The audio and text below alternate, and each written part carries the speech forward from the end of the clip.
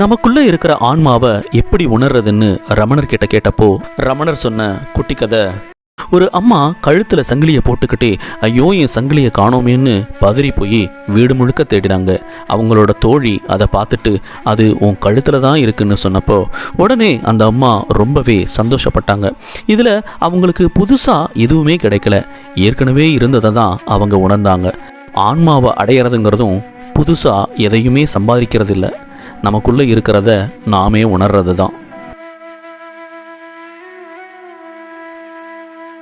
ஆன்மா பாதிக்கப்படாம சாட்சியா தான் இருக்குங்கிறத எப்படி உணர்ந்துக்கிறதுன்னு கேட்டப்போ மன்னர் சொன்ன குட்டி கதை, தியேட்டர் திரையில நெருப்பு காட்சியோ இல்லை வெள்ளம் வர்ற காட்சியோ ஓடும்.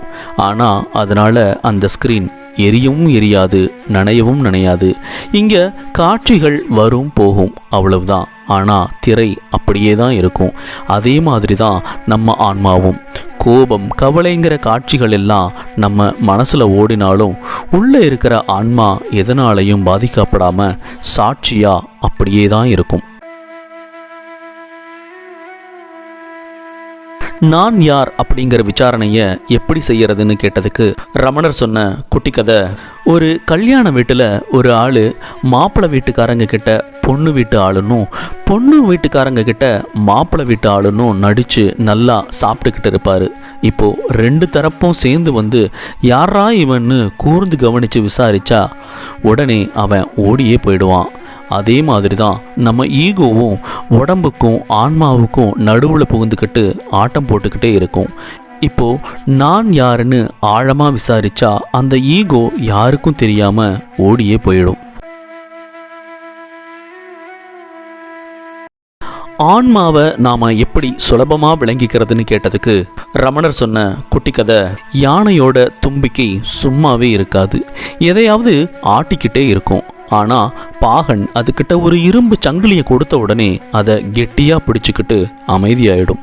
நம்ம மனசும் அந்த யானை தும்பிக்கை மாதிரி தான், அலைஞ்சிக்கிட்டே இருக்கும். அதுக்கிட்ட நான் யார் அப்படிங்கிற விசாரணையை கொடுத்துட்டா அது வேற எதையும் நினைக்காம அந்த ஒரு சிந்தனையிலேயே அமைதியாயிடும்.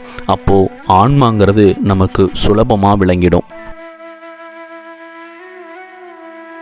நாம அழிவில்லாத ஆன்மான்னு எப்படி உணர்றதுன்னு கேட்டதுக்கு ரமணர் சொன்ன குட்டி கதை, ஒருத்தர் கனவுல காட்டுக்கு போனாரு.